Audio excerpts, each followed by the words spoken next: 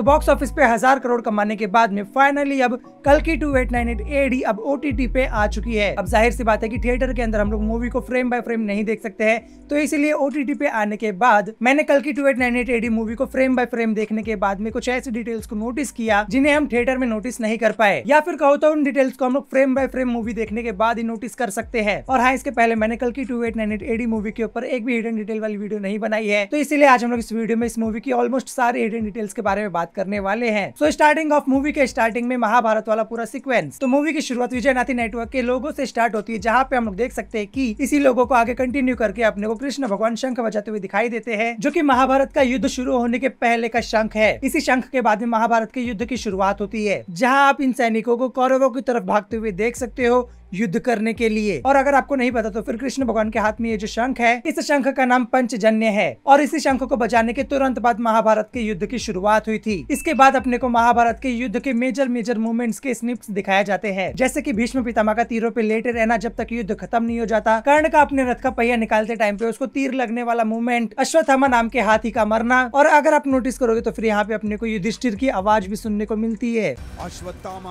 जो कि अर्ध सत्य था, जिसकी वजह से गुरु द्रोणाचार्य का त्यागने के बाद में धृष्टद्युम्न का उनका सर काटने वाला मूवमेंट। नेक्स्ट डिटेल की बात करूं तो फिर इस सीन में अश्वत्थामा जब चल के जा रहे होते हैं तो उनके पैर में अपने को कीचड़ जैसा कुछ देखने को मिलता है, जो कि वो पानी वाला कीचड़ नहीं है, ये कुरुक्षेत्र में लड़ने वाले लोगों का खून है। तो ये शो करता है कि युद्ध भूमि में इतने सारे लोगों की जान गई थी कि एक सूखी जगह की लोगों के खून से ये हालत हो गई थी। इसके बाद एक अटेंशन टू डिटेल ये कि यहाँ पे अश्वत्थामा के सर पे हम लोग त्रिपुंड तिलक देख सकते हैं, जो कि शिव जी को रिप्रेजेंट करता है, क्योंकि अश्वत्थामा शिव जी की देन थे। गुरु द्रोणाचार्य की कई सालों की तपस्या के बाद में जब शिव जी प्रसन्न होते हैं तब जाके अश्वत्थामा का जन्म होता है, तो इसीलिए यहाँ पे अपने को त्रिपुंड तिलक दिखाया गया है अश्वत्थामा के सर पे। नेक्स्ट इस सीन में हम लोग बात करें तो फिर यहाँ पे इस सीन में अश्वत्थामा बिना पीछे देखे ही आखिर कैसे पहचान जाता है कि पीछे वासुदेव श्री कृष्ण खड़े हैं। तो यहाँ पे हम लोग देख सकते हैं कि जब कृष्ण भगवान अश्वत्थामा के पास में आते रहते हैं तो फिर उनके जस्ट पीछे सूर्य है, जिसके वजह से उनके शैडो में मोर का पंख भी अश्वत्थामा को दिखाई देता है। और ये बात तो सबको पता है कि वासुदेव श्री कृष्ण के अलावा मोर का पंख और कोई भी नहीं लगाता है। और अगर आप ध्यान से देखोगे तो फिर यहाँ पे अश्वत्थामा नीचे ही देख रहे हैं। खैर अगले डिटेल की बात करें तो फिर यहाँ पे श्री कृष्ण जो कुछ भी अश्वत्थामा को बोलते हैं उसमें आगे की मूवी को लेके कई सारी फोरशैडोइंग छुपी है। सबसे पहले यहाँ पे श्री कृष्ण बोलते हैं, जब वायु में विष होगा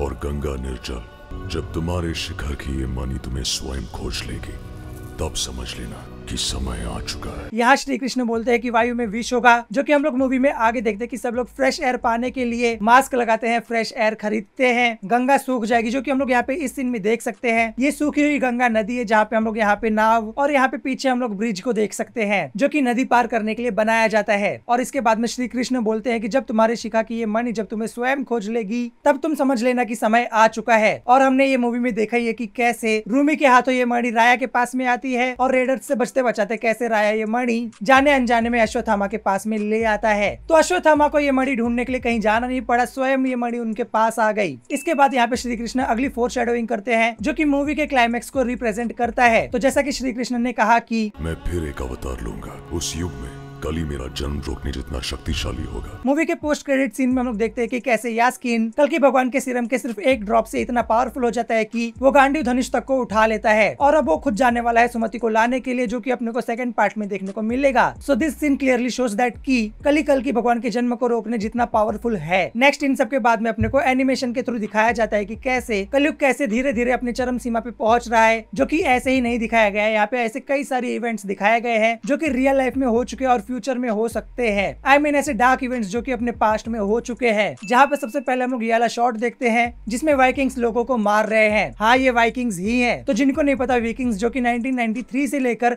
1066 CE तक उन्होंने काफी लोगों को मारा है। शुरुआत में स्कैंडिनेविया में रहने वाले इन वाइकिंग्स का प्रभाव धीरे धीरे नॉर्थ अमेरिकन कॉन्टिनेंट से लेकर मिडल ईस्ट तक हो गया था, क्योंकि इन लोगों ने कई लोगों को मौत की घाट उतारा था और अपना कब्जा जमाया था। तो यहाँ पे वाइकिंग्स की वही डार्क साइड दिखाई गई है। इसके बाद अपने को ये वाला शॉट देखने को मिलता है जहाँ पे ये है जूलियस सीजर। आप ये पत्ते वाला मुकुट नोटिस कर सकते हो। ये एक रोमन राजा था, जो कि बिल्कुल भी अच्छा राजा नहीं था। इन 44 BC Julius Caesar dictator of Roman Republic था, और उसकी इसी डिक्टेटरशिप की वजह से वो मारा जाता है, क्योंकि वो अपने एंटरटेनमेंट के लिए कुछ भी करवाता था, जिसका एक ग्लिम्स अपने को मूवी में देखने को तो मिला ही है, जहाँ पे वो अपने एंटरटेनमेंट के लिए रिंग के अंदर लोगों के हाथ उखड़ते हुए देख रहा है। इसके नेक्स्ट शॉट में हम लोग देखते हैं कि यहाँ पे एक अमेरिकन अपने चाबुक के दम पे लोगों से कॉटन की खेती करवा रहा है। तो ये शॉट 1861 के पहले का रेफरेंस है, जहाँ पे 1861 अमेरिकन सिविल वॉर के पहले साउथर्न अमेरिका और नॉर्थर्न अमेरिका हुआ करता था, जहाँ पे नॉर्थर्न अमेरिका में कोई भी स्लेवरी सिस्टम नहीं था, वहीं पे दूसरी तरफ साउथर्न अमेरिका में स्लेवरी सिस्टम अपने पीक पे था, क्योंकि साउथर्न अमेरिका में कॉटन की खेती बहुत बड़े स्केल पे होती थी और इसी कॉटन की खेती की वजह से साउथर्न अमेरिका की अर्थव्यवस्था बनी हुई थी।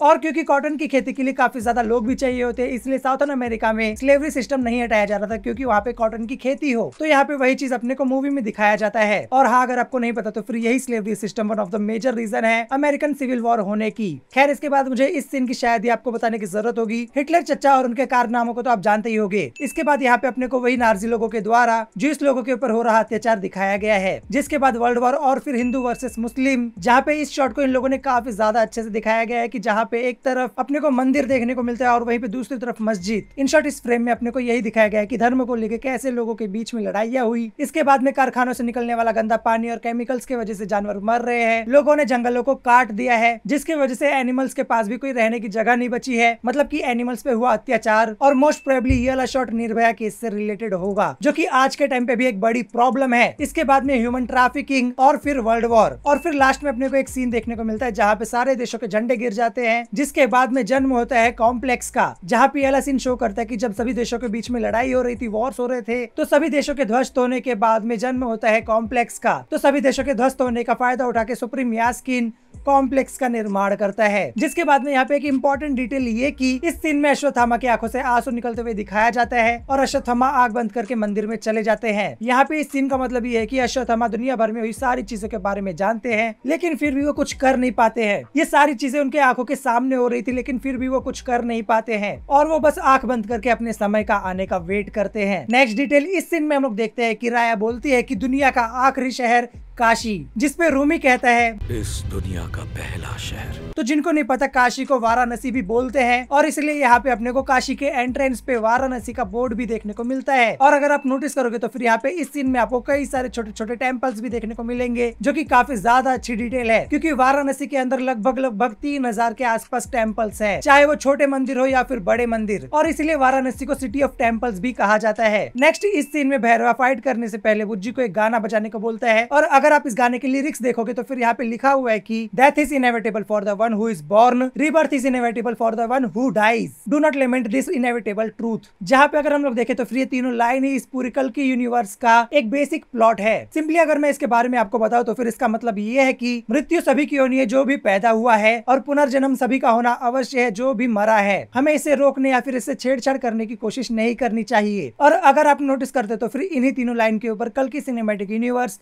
बना हुआ है। सबसे पहले death is inevitable for the one who is born, ये रिफर करता है कली से, आई मीन सुप्रीम यास्किन से, क्योंकि सुप्रीम यास्किन 200 साल का है और वो यही चाहता है कि वो कभी मरे ना, वो अमर रहे, इसीलिए वो इतने सारे एक्सपेरिमेंट्स कर रहे हैं। जिसके बाद में rebirth is inevitable for the one who dies, ये सबसे पहले तो रिफर करता है भैरवा से, जहाँ पे कर्ण का रीबर्थ हुआ है एज अ भैरवा, तो पुनर्जन्म भी होना ही है। लेकिन यहाँ पे इस लाइन का मेन मतलब कल्कि से है, जहाँ पे विष्णु भगवान का ही जन्म होने वाला है एज अ कल्कि भगवान, और सुप्रीम यास्किन उसे रोकने की कोशिश कर रहा है। जहाँ पे इस लाइन का मतलब यही है कि do not lament this inevitable truth, जहाँ पे अपने को ये पता है कि सुप्रीम यास्किन अब इतना पावरफुल हो चुका है कि अब वो कल्कि भगवान के जन्म को रोकने की कोशिश करेगा, और वो यही करता आ रहा है पूरी मूवी में, जिसमें वो ऑब्वियसली कामयाब नहीं होने वाला है। Literally नागश्विन cooked very well. खैर, अब बात कर लेते हैं उन डिटेल्स के बारे में जिससे हो सकता है कि कुछ लोग ऑफेंड हो जाए, बट ऑफेंड होने की जरूरत बिल्कुल भी नहीं है, क्योंकि हर एक मूवी में कुछ ना कुछ अच्छी चीजें होती है और कुछ ना कुछ कमियां तो होती ही है, और वैसे भी ये मेजर कमियां नहीं है, लेकिन हाँ, उसके बारे में तो बात करनी जरूरी है, जो कि है ये भैरवा का पहला फाइट सीक्वेंस। इस पूरी मूवी में यही एक फाइट सीक्वेंस है जिसमें कमियां है। सबसे पहले तो हम लोग ने देखा था कि भैरवा के पैर में जो बूस्टर्स थे उनकी चार्जिंग खत्म हो चुकी है, बट जब फाइट शुरू होती है तो इन बूस्टर्स की चार्जिंग वापस आ जाती है और एक ही बार के मारने पे ये काम करने लगते हैं। इसके बाद जब भैरवा यहाँ से जंप मारता है तो वो सीधा जाके इस ब्रिज पे कूदता है। तो कूदने के टाइम अगर आप देखोगे तो फिर यहाँ पे बैकग्राउंड अलग है, और लैंड करने के बाद अगर आप देखोगे तो फिर यहाँ पे बैकग्राउंड अलग है, और इसके बाद अगर आप देखोगे तो फिर यहाँ पे जब वो कूदता है तो फिर एक स्ट्रेट ब्रिज है जो कि हिलती नहीं है, एकदम एक ही जगह पे रहती है। बट अगले सीन में हम लोग देखते हैं कि ये हिलने वाली ब्रिज है, रस्सी वाली, और यहाँ पे इस सीन में ये बंदा इसको इतने जोर से जंजीर से उठा के अपने यहाँ पे लाता है और जंजीर की इतनी जोर की आवाज आती है, फिर भी बुज्जी के बताने के बाद में ही भैरवा पीछे देखता है और उसको मालूम पड़ता है कि हाँ ये तो चला गया। खैर इस फाइट सीक्वेंस के बारे में अब हम लोग ज्यादा बात नहीं करते, क्योंकि अगर इसके बारे में बात करेंगे तो इसमें कई सारी ऐसी ही कमियां हैं जिसके बारे में बात करके फायदा नहीं। तो इसलिए अब हम लोग आगे बढ़ते हैं और बात कर लेते हैं अगली डिटेल के बारे में। इसके बाद अगर आप यहाँ पे नोटिस करोगे तो फिर यहाँ पे काउंसिलर बानी के हाथ में उसकी उंगलियां काली है, क्योंकि यहाँ पे वो ब्लैक मैजिक यूज करता है या फिर वो ऐसी शक्तियों का यूज करता है जो कि करप्टेड है, और मोस्ट प्रोबेबली इन शक्तियों का मेन सोर्स ये रिंग्स हैं उसके हाथों की। अगर आप मार्वल की मूवीज देखते तो फिर वहाँ पे भी अगाथा के हाथ की उंगलियां और वांडा के हाथों की उंगलियां भी काली रहती है, क्योंकि वांडा डार्क होल्ड जैसी करप्ट चीजों की शक्तियों का यूज करती है। तो वांडा के केस में वो डार्क होल्ड था, और यहाँ पे मोस्ट प्रोबेबली काउंसिलर बानी के केस में ये रिंग्स होंगी उसके हाथों में जो है। और इसी चीज से एक और डिटेल, जब यहाँ पे काउंसिलर बानी गांडीव धनुष के एक्टिवेट होने के बाद में जब उसको छूते हैं तो उनका हाथ नहीं जलता, जैसे कि ये रोबोटिक हाथ जल जाता है। यहाँ पे काउंसिलर बानी की जो रिंग्स है उन्होंने शायद से उसकी हेल्प की और उसके हाथों में एक ऐसा फील्ड बना दिया जिसकी वजह से सिर्फ बानी पीछे जाके गिरता है। यहाँ पे अगर बानी के पास में शक्तियां नहीं होती तो फिर उसके हाथ शायद से ही बचते। इसके अलावा मूवी को फ्रेम बाय फ्रेम देखने पर हम एक और चीज नोटिस कर सकते हैं जो कि हम लोग थिएटर में नहीं कर पाए थे, वो ये कि भैरवा ही कर्ण है। जब अश्वत्थामा के पास में उसकी मणि वापस से आती है तो उसके फ्लैशबैक में हम लोग ये क्लियरली देख सकते हैं कि ये भैरवा ही है। नेक्स्ट डिटेल ये कि यहाँ पे इस सीन में जब साइंटिस्ट बोलता है कि दुनिया पर अधिकार चलाने वाले तुम होते कौन हो, जिसपे यास्किन जब जवाब देते तो फिर उसकी वॉइस चेंज हो जाती है, होते कौन हो और उसका विनाश करने वाले तुम कौन हो। तो मे भी यहाँ पे ऐसा हो सकता है कि यास्किन के अंदर डुअल पर्सनैलिटी हो, एक तो यास्किन की खुद की और दूसरी शायद से कली की। नेक्स्ट यहाँ पे इस सीन में हम लोग देखते हैं कि भैरवा अपनी बैक स्टोरी बताता रहता है, जहाँ पे वो बोलता है कि कैप्टन ने मेरी जान बचाई और मैं रोया तक नहीं, जैसे मुझे युद्ध की आदत सी हो। तो इस पूरे सीन में भैरवा के कर्ण होने के दो रेफरेंसेस हैं। पहला जैसे कर्ण कुंती को टोकरी में मिलता है, वैसे ही भैरवा कैप्टन को एक कैप्सूल में मिलता है जो कि मॉडर्न डे का टोकरी है। और दूसरा एक ही भैरवा बोलता है कि जैसे मुझे युद्ध की आदत सी हो, वो रेफरेंस था महाभारत के युद्ध का, क्योंकि वो अपने पहले वाले जन्म में इतनी सारी चीजें देख चुका है, इसलिए इस वॉर के टाइम पे वो रोता तक नहीं है। अगली डिटेल ये कि भैरवा के हाथों में जो टैटू है वो जब छोटा रहता है तो फिर उसके हाथ में नहीं थे, लेकिन ऐसा ही same to same tattoo captain के हाथों में थे, वो भी सेम बाएं हाथ में। और भैरवा कैप्टन को बेचने के बाद में ये टैटू बनवाता है, मे भी क्योंकि वो कैप्टन को अपना मानता था। इसके अलावा इस सीन में हम लोग देखते हैं कि कैप्टन एक जेट बनाता रहता है बट वो उसे बना नहीं पाता है। इसके बाद में जब कैप्टन मुश्किल में पड़ता है और वो मरने वाला रहता है, तभी भैरवा उस जेट के साथ में वहाँ पे आ जाता है और उसको बचा लेता है। विच मीन्स कि जब ये जेट कैप्टन से नहीं बनता है तो फिर भैरवा उसे बनाता है, विच मीन्स कि भैरवा काफी ज्यादा जल्दी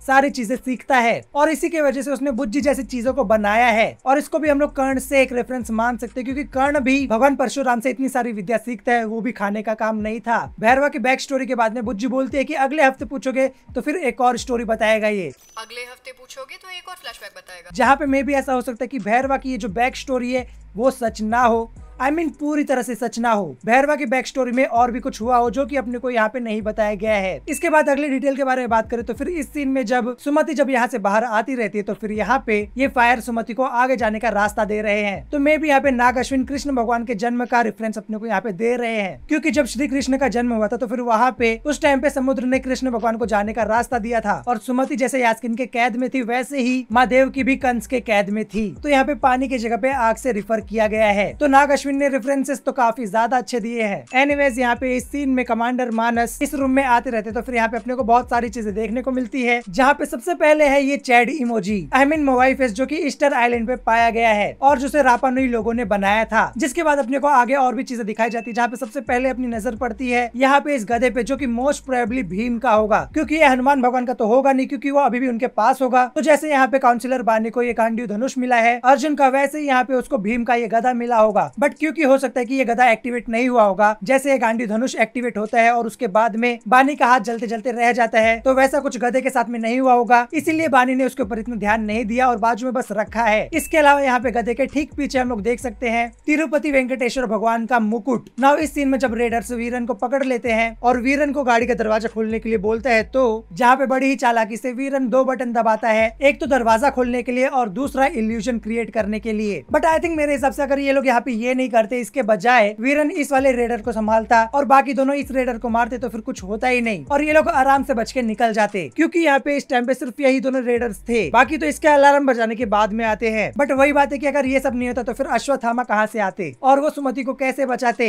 एनीवेज इसके बाद में मैंने एक बहुत ही ज्यादा अच्छी डिटेल नोटिस की, जब SS राजामौली भैरवा के पास में आते हैं तो आपको यहाँ पे भैरवा का 5 साल वाला बाहुबली का रेफरेंस तो पता ही होगा। अरे बाप रे, अभी पकड़ लिया तो 5 साल छोड़ेगा नहीं। क्योंकि प्रभास ने एस एस राजामौली को 5 साल दिए थे बाहुबली के लिए, तो अगर वो वापस पकड़ा गया तो फिर वो 5 साल के लिए वापस से बंद गया। बट इससे भी ज्यादा एक कमाल का बाहुबली का रेफरेंस अपने को यहाँ पे दिया गया है। तो फिर अगर आप नोटिस करोगे तो फिर यहाँ पे ये जो गियर है जो कि एस एस राजामौली की गाड़ी में लगा हुआ है, ये सेम टू सेम बाहुबली की तलवार का डिजाइन है, घोड़े वाला। इसके बाद इस सीन में हम लोग देखते हैं कि भैरवा अश्वत्थामा और उसकी फाइट को होलोग्राम पे देखता रहता है और उस हिसाब से बुज्जी के अंदर मॉडिफिकेशन करता है। तो अगर देखा जाए तो फिर बुज्जी हर एक फाइट की रिकॉर्डिंग करती है, हर एक चीज की रिकॉर्डिंग करती होगी। तो हो सकता है कि बुज्जी ने भैरवा की उस लास्ट फाइट की भी रिकॉर्डिंग की हो जहाँ पे भैरवा कर्ण बन के लड़ता है। और मे भी ऐसा हो सकता है कि इसी वीडियो को देखने के बाद में शायद से भैरवा को बाकी चीजें मालूम पड़े। खैर इस सीन में यहाँ पे हम लोग भैरवा को मिसाइल डालते हुए देख सकते हैं बुज्जी के अंदर, जिस मिसाइल का यूज उसने अश्वत्थामा के अगेंस्ट किया था। नाउ इस सीन में हम लोग देखते हैं कि भैरवा अश्वत्थामा का रूप लेता है और फिर अश्वत्थामा से लड़ने जाता है। तो यहाँ पे भैरवा का अश्वत्थामा का रूप लेने के 2 रीजंस थे। पहला तो वो अश्वत्थामा को बराबर की हाइट वाला टक्कर देना चाहता था, और दूसरा ये कि वो अश्वत्थामा जब बन जाता है तो शंबाला के लोग उसके ऊपर शक नहीं करते और वो आराम से कहीं पे भी जा सकता था। तो इसीलिए वो अश्वत्थामा बन के इन लोग के पास में आता है। इसके अलावा अगर आप नोटिस करोगे तो फिर यहाँ पे शंबाला के लोगों के हाथ में उनके रिलीजन के हिसाब से उनके हाथ में हथियार है, जैसे कि यहाँ पे चाइनीज लोग के हाथ में उन लोग का हथियार और सिख के हाथ में तलवार। इसके अलावा एक और अच्छी डिटेल महाभारत के सीन से जुड़ी हुई ये कि इस सीन में अश्वत्थामा कुछ कर नहीं पाते, कमजोर पड़ जाते हैं अपोनेंट के सामने, और फिर भैरवा यानी कि कर्ण जस्ट उनके ऊपर से आता है उनकी हेल्प करने के लिए,